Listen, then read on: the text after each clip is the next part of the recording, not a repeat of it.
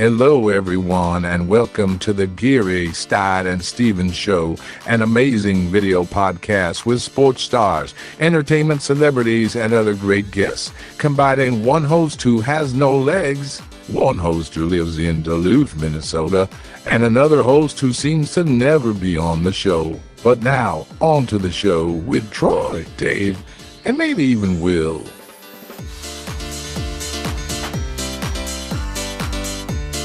Welcome on a beautiful night here in Connecticut. So I decided I'll take the show outside and make it a nice night. Of course, we've got our beautiful fire pit going out here from, of course, the, our folks from, Troy, what was it? We got these, yeah. So I've got it going here, and we've got a great show for everybody tonight. I'm really excited, Troy. It's oh, here we go. Already got the ghosts and goblins working out of here, but it's a beautiful show tonight. As I said, I got the fire going. I was trying to jazz it up a bit because of our guest tonight is a jazz legend, and we haven't had a Grammy winner on our show, I don't believe. Troy, have we had that? No, this is the first one. Yeah, we have not had a Grammy winner on our show, so might as well start the show with our very first three-time Grammy winner.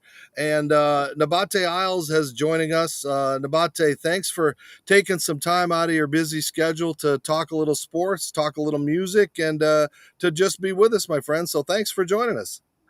Thank you both very much. Thank you, and that's an honor. Sam, I don't know if I'm a legend. Like that, legends are like, that's John Coltrane, that's Louis Armstrong, that's Charlie Parker, that's McCoy Tyner, that's Herbie Hancock, those cats, and on and on and on. Sonny Rollins, like those are legends. But thank you, Ron Carter, those are the Miles Davis, of course, Dizzy Gillespie. So I hope to even be, hope to reach that level. I pray. Well, our audience wants to know, what you sound like for our sports fans, other people who are aficionados of jazz and your genre. And again, I don't want to call it jazz because you pick, and we'll talk about the different elements that you've put into your albums and the people you work with. But let's hear a bit of what you do.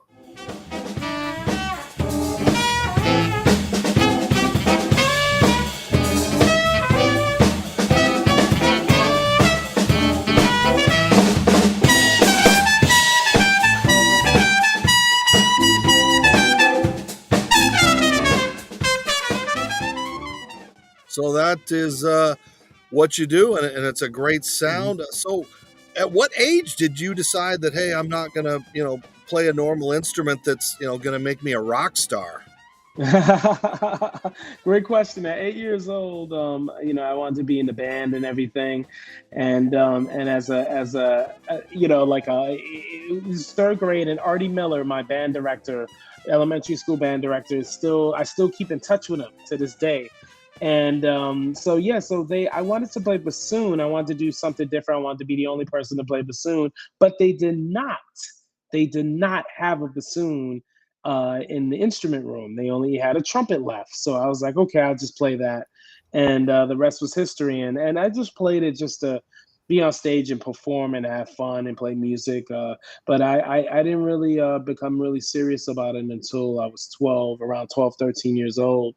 And that's when I started to meet great trumpeters like John Faddis and Wynton Marsalis, and then Jimmy Owens, who became my musical father, and everything. So that's when I decided, hey, I want to do this. I want to make a living doing this and playing music and performing and improvising and everything. So yeah, it's just it's a blessing, and we need more of our youngsters to play live instruments, to play real musical instruments, because I just think music education, that's a whole nother thing. Our music education is not being emphasized.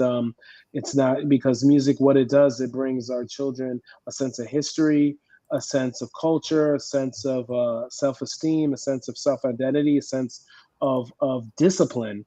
And that's the problem. I think music, the music that's out there now, people are not paying their dues and learning how to play the instrument and learning the fundamentals, learning the basics, learning the history, learning the technical side of things. So I can go on a whole spiel about it, but something that as an educator I teach as well. And as an educator, that's what I try to do, to try to expose my kids to as much as possible, with not just performance but also business, music business, like to learn about that, because and streaming, everyone listens to streaming music, so they got to know about that. So sorry to go off on a tangent, but That's I okay. really, No, yeah. it's So a I really, fascinating world, and it's not no. our world. That's why I love to open it up. We're seen now on Roku and your home TVs, which is a much more diverse audience, and so that's why it's great to have you here. And normally I've Thank got you. my Emmys in the background, but we've got to talk about Grammys. I mean, that's a whole different ball game. So, what is it like? And I know it takes a team to win that; it's not an individual thing, but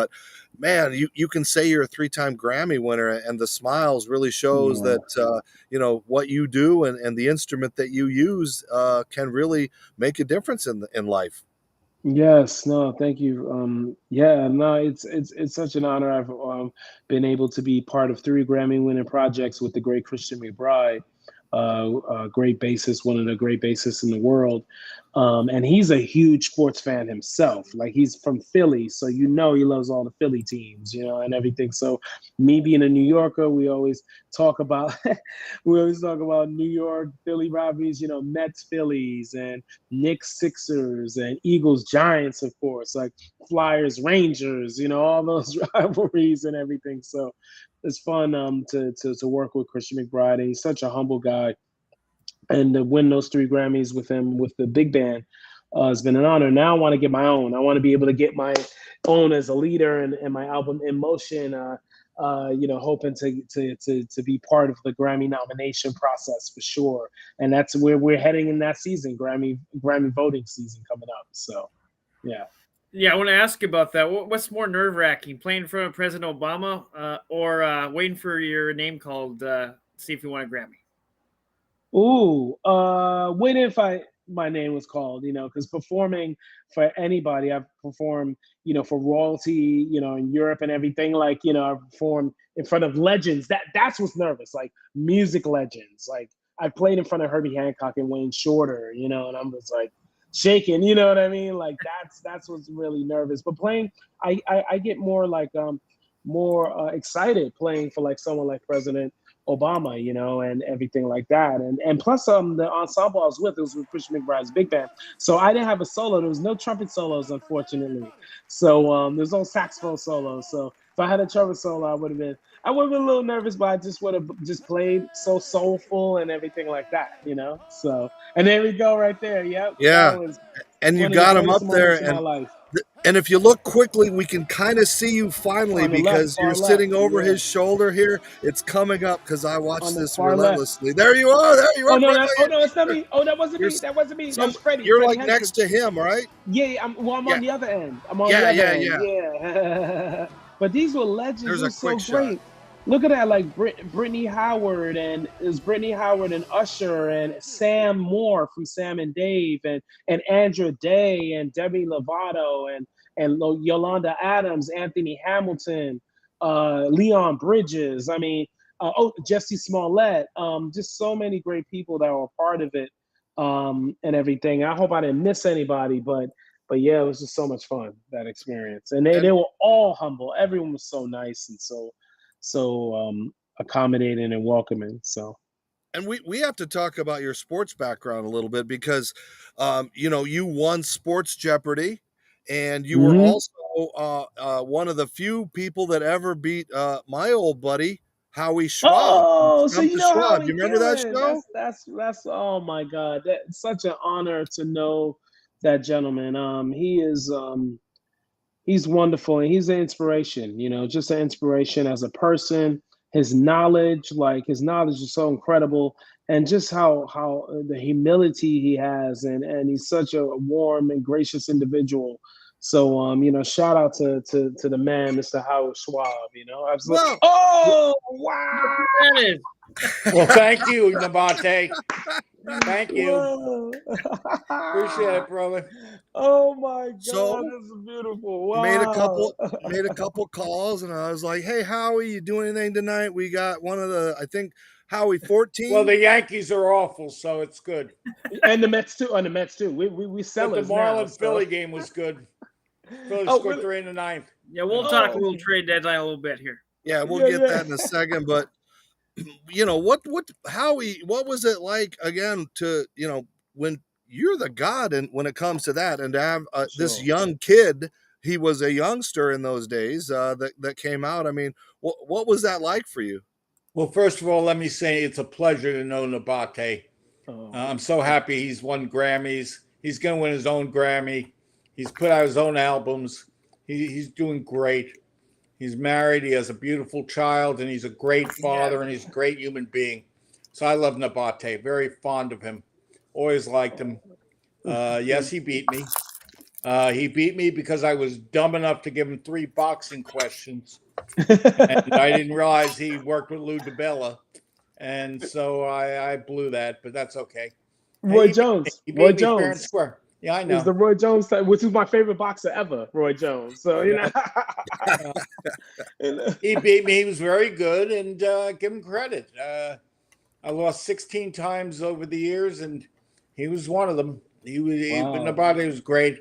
I'm glad we stayed friends, as it turned out, and very happy for him. I do talk to him once in a while, and we should come down to Florida and perform. I want to see him.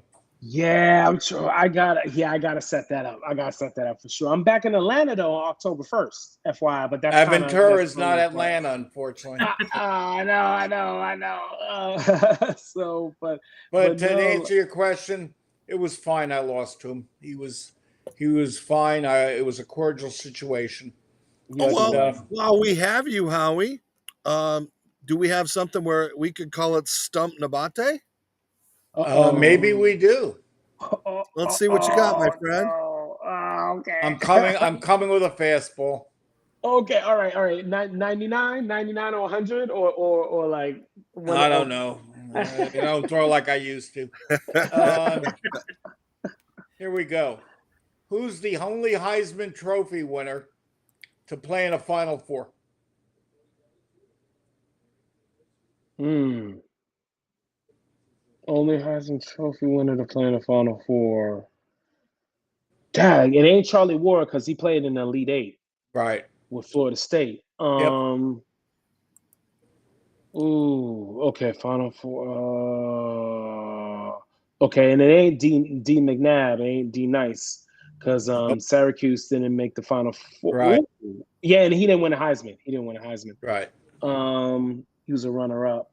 Oh boy, that is a good one. I'm gonna no like time period, right? Some 1941 World War II guy or something, right? A little later than that. Oh boy. Let me see. Heisman. Trying to think of the teams that made the Final Four. I give up. That is a good one, Howie. You got me. I'll give you all night. You won't get it.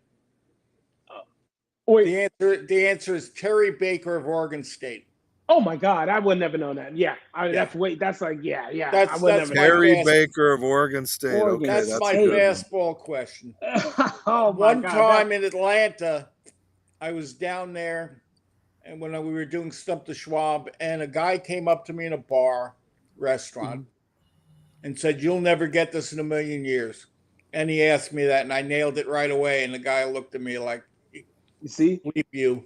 That's why Howie's the man. You know. Oh, you got me with that one. Wow. Yeah, that was tough. That wasn't fair. I know.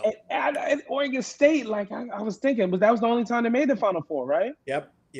That's right. Because they didn't make it with GP. You know, GP is their best player ever. You know what I mean? So absolutely. Yeah, we're supposed to be talking about music here, and we suddenly broke into a sports talk show, but no. We're going to take a quick commercial break. We're going to come back, talk a little more with Howie, and again, get more back into this jazz stuff. You're watching Geary, Stein and Stevens. Nabate's the guest. I just popped in. You crashed, yeah. Oh. You crashed the Yeah, party. Boys, no, anything for Dave Stevens. you- Inspire. Don't go away. Hi, everybody. Dave Stevens for the Geary, Stein and Stevens show at the Miami Marlins ballpark. And you know what? We get great stars, celebrities, and entertainers on our show, but there's all kinds of great programming and content on Your Home TV. Your Home TV is a free on-demand streaming service reaching global audiences. They feature family-friendly programs with a vast selection of topics and interests. Their platform ideally matches content producers, leading viewers, smart device precision, and immersive HD experiences, plus ease of transaction solutions for everyone.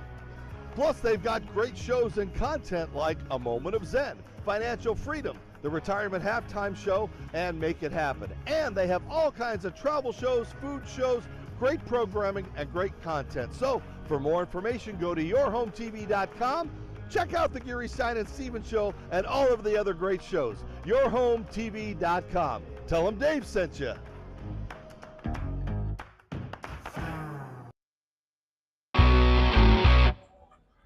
Hi, everybody. Dave Stevens here for the Geary, Stein and Stevens show from Tropicana Field, home of the Tampa Rays. And you know what? Not everybody can be a Major League Baseball player, but you can look like $1 million. What's the best way to do that? Well, go to freshcleanthreads.com. Don't believe me? That's right, you can look professional, feel good, and not spend a lot of money by wearing Fresh Clean Threads. They have amazing shirts. They've got Henleys and polos, long sleeves, and even bomber jackets. And if you like them, you can save some money by typing in the show code GSS Show from the Geary, Stein and Stevens show to save 20% off. So if you can't be a major leaguer and you want to dress like one, well, go to freshcleanthreads.com. That's freshcleanthreads.com. Tell them Dave sent you. Use that code GSS Show.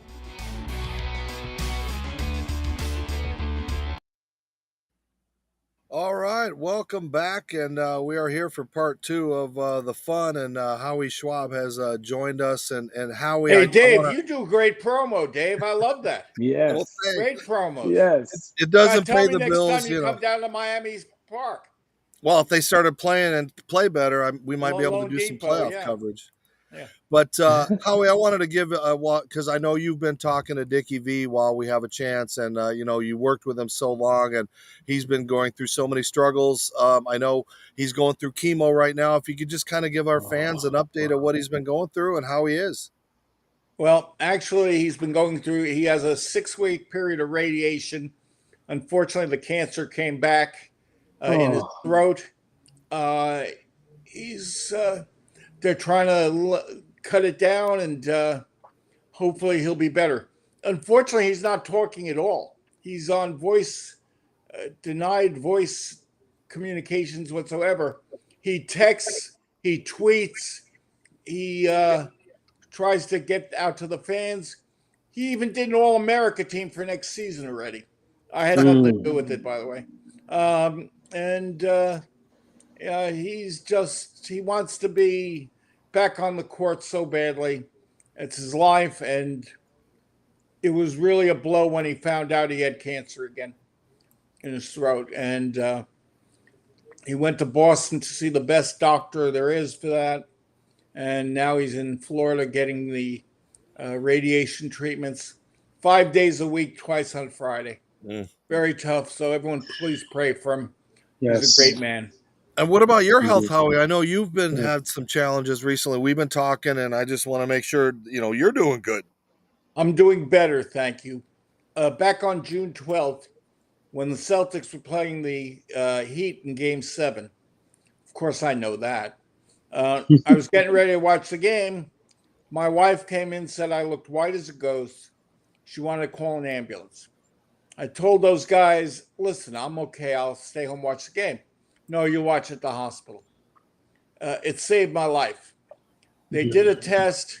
They found I had a blood clot and fluid in both my heart and lungs.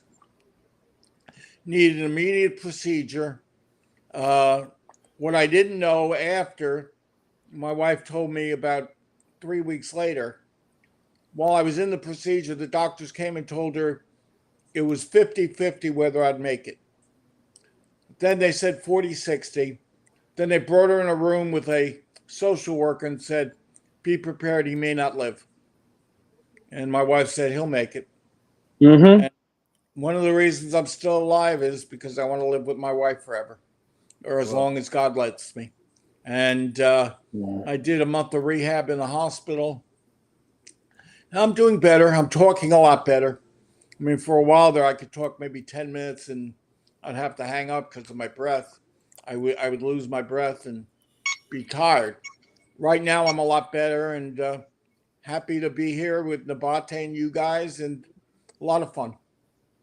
Well, we're Just glad glad to have you glad here. that you're still with us, and you know, it's tragic. And before we let you go and get back to our Grammy winner, and I know Yes, please. you've got a couple of Emmys in your bag, but what's going on with the trading deadline? And it has got it's I can't believe what we have seen, especially the Mets fire sale. I mean, what are your thoughts on what we've seen? Well, the Mets realized that they weren't going to win this year, so they decided to get some minor league help, some prospects. They've gotten rid of 7 players now, including Escobar, which was before the trade deadline. But I mean, when you look at it, Verlander and Scherzer, I mean, nice try, Steve Cohen, but it didn't work out.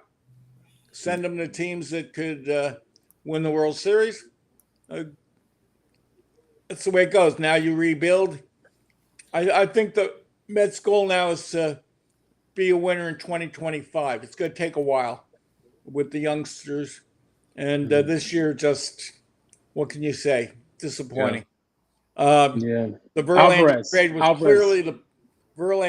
was clearly the biggest trade on trade deadline day. There were a few others like Flaherty to the Orioles, which they needed another starting pitcher. I thought was big.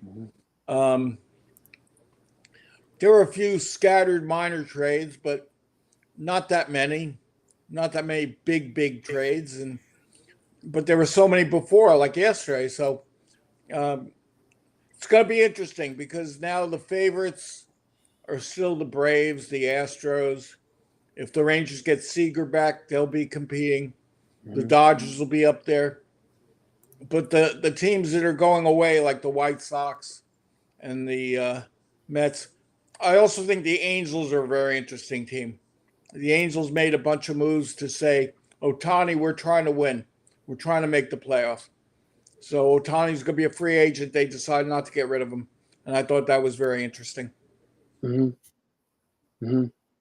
And I wanted to add something, too. It's very interesting because it gives a chance to say if the Angels can make the playoffs. Now, Ohtani is just out of this world. You know, he's one of the greatest baseball players to ever live, you know, for sure. But this will show that in the playoffs, when he has to pitch and hit, can he be that great when the lights are shining bright in the Major League playoffs and at least win a series for the Angels, for the LA Angels? You know what I mean? Well, first they got to get there, But the other he has to get there. Yeah, help them get there. The other thing about Ohtani is he's got to stay healthy because he's been hurt a little bit, and that could be a factor as well. Because if he's gone, that's it. I got a quick question to ask you before you go. You worked a long time with the great late Stuart Scott. Can you just give us quick one good memory you have of, or your favorite memory you have working with him? It's funny because a friend of mine who was a photographer who came to the set several times told me tonight he has some pictures of me and Stuart, and I can't wait to see them. Stuart was a great guy. Great guy. Fun guy to be around. We had a great time. I got to see his daughters grow up before my eyes when he brought them to the set. And we just had a lot of fun doing the show. I mean, I remember one time they kiddingly had someone sit in for me and do like backflips. And Stuart said, "Oh, that's nothing." And he did one. And it was like, whoa. Well, he was a great athlete. He was a great football and basketball player and just a great person. And when he had cancer, it was awful. And God bless him. He was a wonderful human being. I loved him. Yes, indeed. Well, the legendary Howie Schwab joining us. Thank you for taking some time. I miss you so much in person. And it, you know, I looked, and usually I can find anything on the internet. I could not find your buddy's victory over you, and I looked high and low, and I went through. Well, I so told many him to ordeals. burn it, so because I have the DVD of it, but it was like, now no one has DVD players now. Yeah. So, yeah. Oh, what a shame. Yeah. Yeah. But, Hey, Howie, I admit he beat me. It's okay. while we have Howie, before we let him go, I want to talk about one more sponsor, and you can talk about how important this is to the game because you basically invented it. But BET, Bet Analytics, if you go to their site, you type in the show code GSS Show, they give you all of the weird things. Troy's explained this a little to me. You can bet that LeBron's going to score 26 on a Tuesday against the Heat. But there's so many different ways to bet now that it's not just fantasy sports. So you bet on pitches. I mean, you bet on anything. It's people are interested in that. So that's why I wanted to see, so Betalytics is a part of us. They said that, hey, we want to be on your show.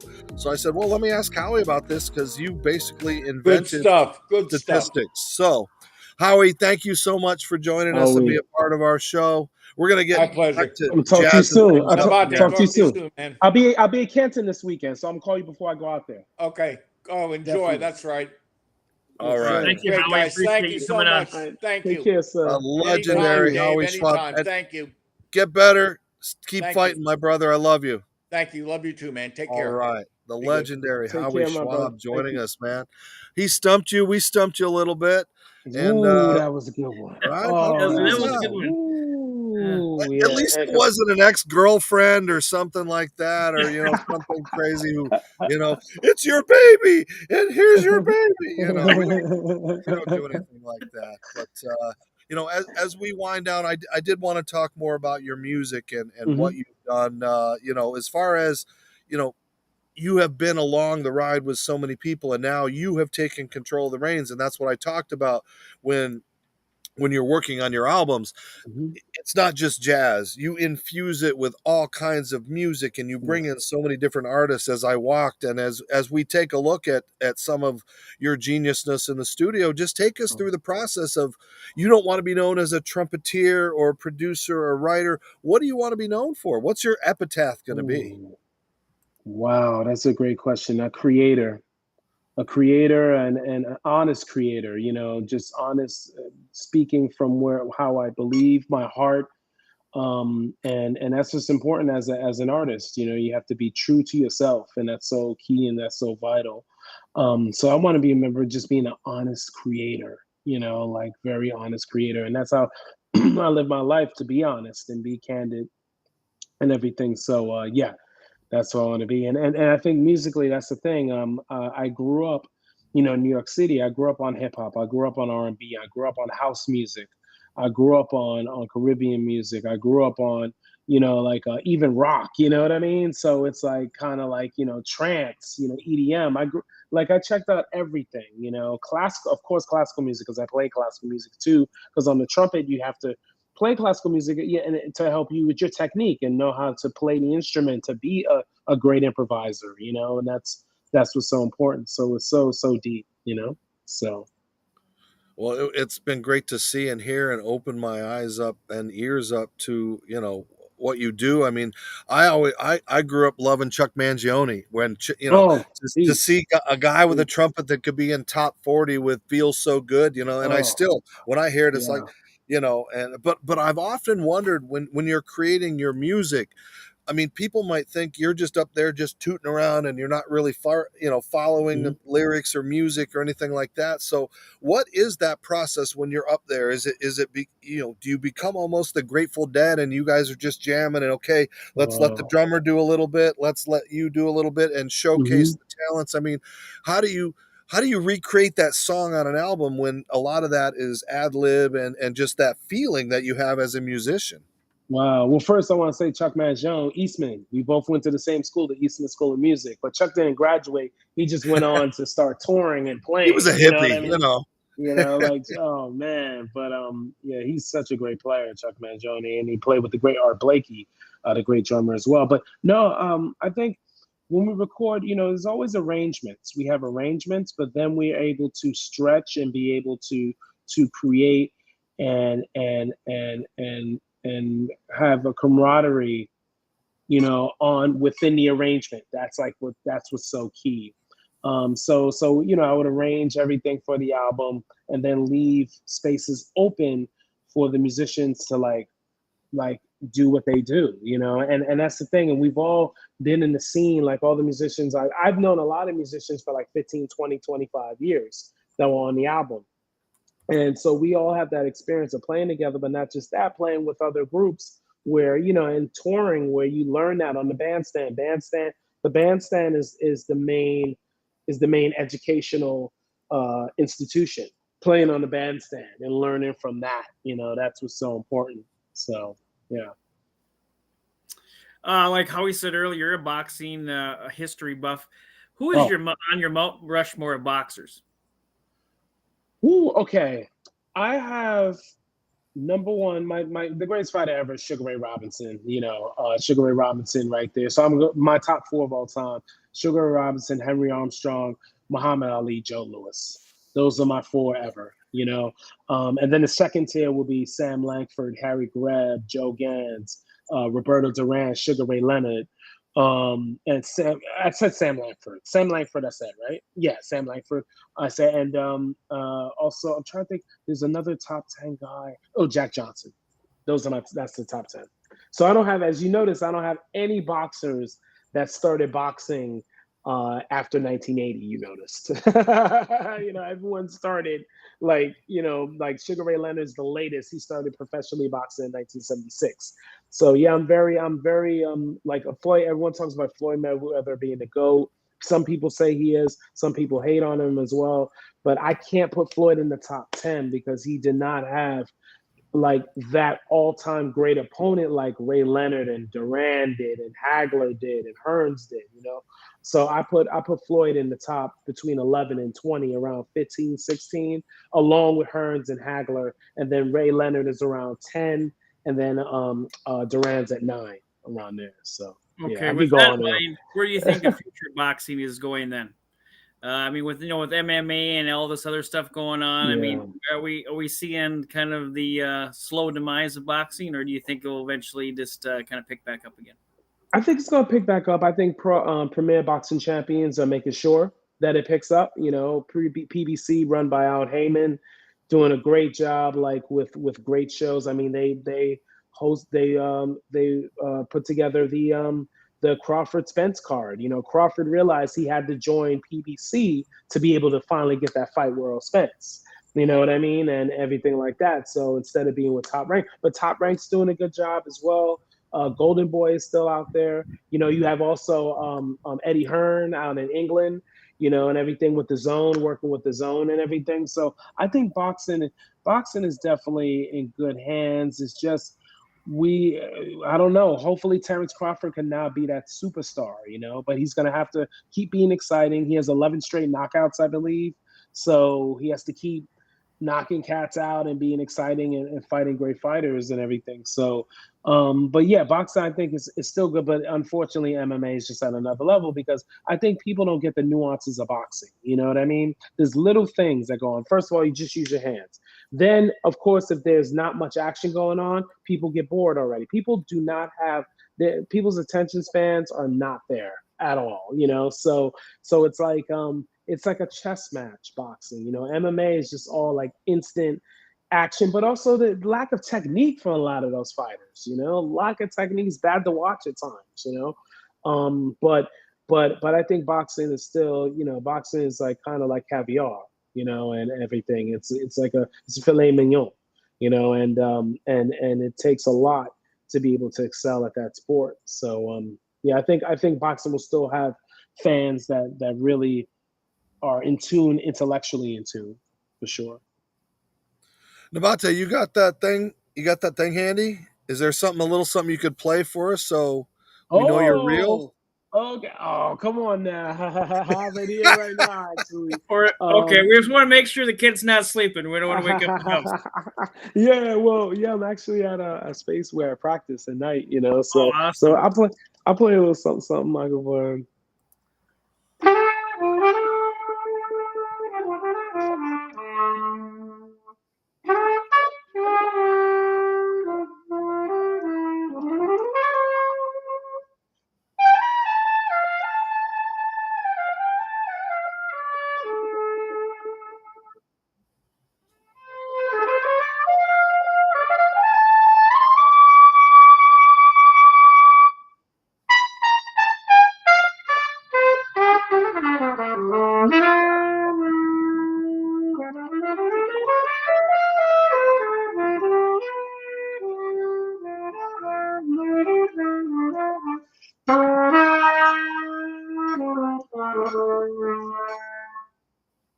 Wow. I feel like I'm in a 1920s speakeasy or something, man. That was fantastic.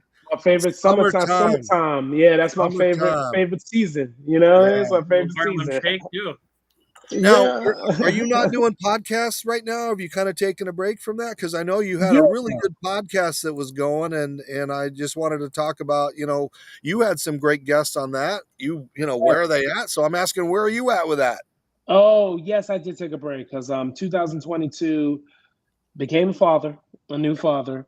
Worked on my album In Motion, which is a lot of work, as just creating an album and hiring musicians and overdubbing and arranging and booking and everything. So that, and also doing a lot of teaching. But I'm gonna be back because actually going to Pro Football Hall of Fame to restart the podcast and everything. I have a couple of guests lined up as well. So. Well, Troy will be there. So if you want to, exactly, we're gonna hang out and meet together, do some collaborations, some interviews. It's gonna be fun. You're not gonna write any music with him, Troy? I'll try, but I don't know if I can pull it off. Bring your banjo. So what's next for you? What's next for you then with the baby and everything? Are you able to now look ahead to more collaborations or another album, or what have you, what do you got going? Yes. No, great question. Just projects, working on some projects, trying to get some projects off the ground, especially in the sports world, which I'll definitely talk about as things develop, for sure. Also, working on a new album, working on music for that, but it's going to be more intricate, more extensive. So I think the next album will definitely come out around 2025, I would say, because I'm going to need some time to get everything together for that. But it's going to be very interesting concept. It's going to be actually an orchestra album, with orchestra. So it's a lot of writing, a lot of arranging with that. So it's going to take like a year and a half to get everything done and stuff. But also too, that and also and in February I'm playing some local dates. I'm playing at Smalls, which is a great jazz club, on the 15th of August with the great Santi DiBriano. I'm playing in October, also September, also too at Smalls. Not sure the date yet. Then October playing at the Staten Island Jazz Festival with my band. Also playing at City Winery in Atlanta on October 1st with my band. So yeah, just booking more. And you've got unique social media. So how do we follow? We follow you, but how do others follow you on social media? Yes, and one more thing. I'm sorry, and also November. I'm early November playing Chicago, Minneapolis, and Memphis as well. Let me know when you come to Minneapolis. I'll be there. Come to Hartford. Yes, yeah, come to Hartford. We like jazz in Hartford. Oh yeah, no, yes you do. Yeah, I got to definitely look into that for sure. No doubt. But my socials, yes, is my Instagram is at nsi.universal. That's also my Threads handle as well. You got your X one yet? X. I don't know what this X was. I said, what is X to me? Totally forgot Twitter. It's totally been weird, but my Twitter, I'm gonna call it Twitter. Yeah, is Nabaté Isles SMTA. So it's NABATEISLES and then also you can hit me up on my website, which is nabateisles.com, and then my Bandcamp page as well. Nabaté Isles, look up, and they support me on Bandcamp. Streaming is good. If you want to hear the music on streaming, that's fine. But streaming, they rip off the musicians, as we all know, and we have a beef with them on that, taking our music, and we only get like minuscule percentages of one stream. We get nothing, But with Bandcamp, you can support the artist. The artists get around 75 to 80% of if you buy the CD or if you buy the digital album and everything like that. So please support artists like myself on Bandcamp. That's so important because we get most of the money, which is so important, especially with all the work and the money we put into our projects. This one time at Bandcamp, I bought a. Before we let you go, I just want to go back to the CDs. I think that was a great thing. There was no ripping off and no streaming and no weird free. Because free music for some people, but it doesn't help your pocket. So it doesn't. And now you got to worry about AI. AI can just kind of copy your groove and just put it down a beat, and they'll be, I mean, it's really getting out of hand. That's a whole nother thing. I just don't understand. I don't even want to talk about that. I just think of my daughter growing up and just think about the world, how it's going to be when she's a teenager. You know what I mean? Like, it's just going to be really weird. But also, I want to give. There's a world here for her at that point. Yeah, right, exactly. And I want to give a birthday shout out to Chuck D.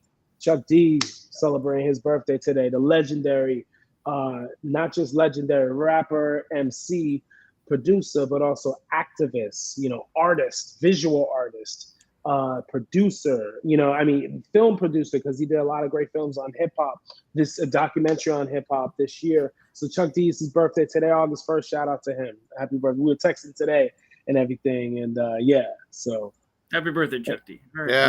And he's on the album. He's on the album in motion too. So yeah. Well, awesome. Well, thank you for joining us. And last question: what was your most embarrassing moment on stage ever? I've had a few. I can't think of them. I'll tell you an embarrassing moment like around musicians.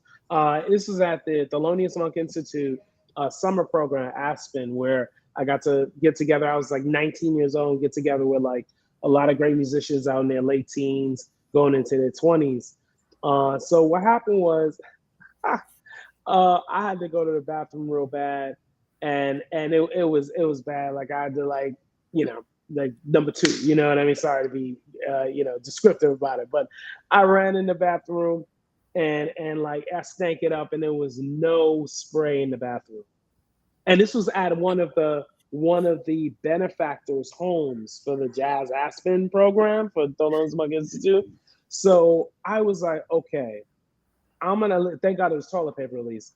I was like, okay, I'm just gonna walk as fast out as I can, keep it open, and then one of the other musicians like, Nabate, man, is that you just in here?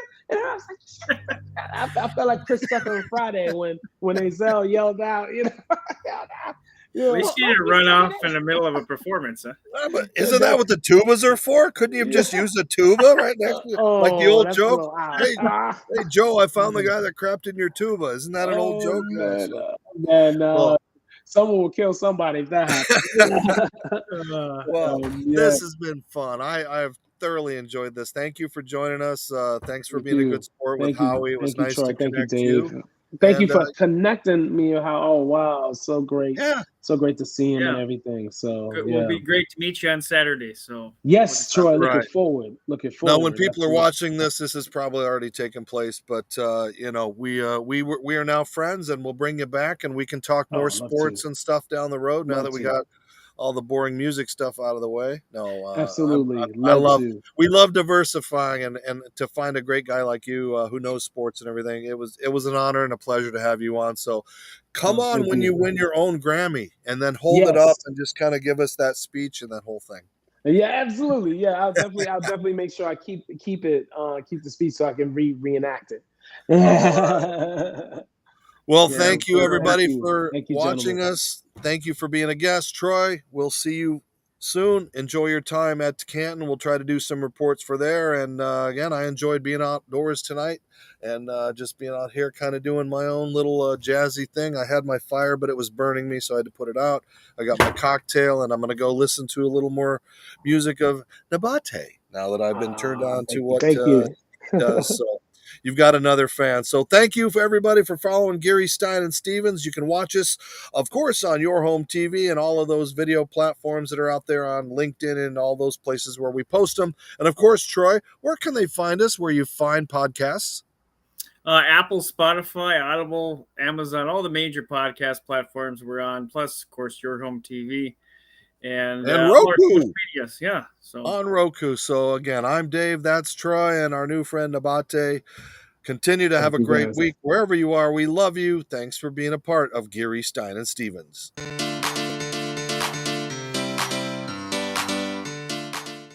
Thank you for tuning in to the Geary, Stein and Stevens Show. Follow us on social media. Watch us on yourhometv.com, or now we're on Roku. Download it and watch us. And thanks for tuning in. Until next time, America.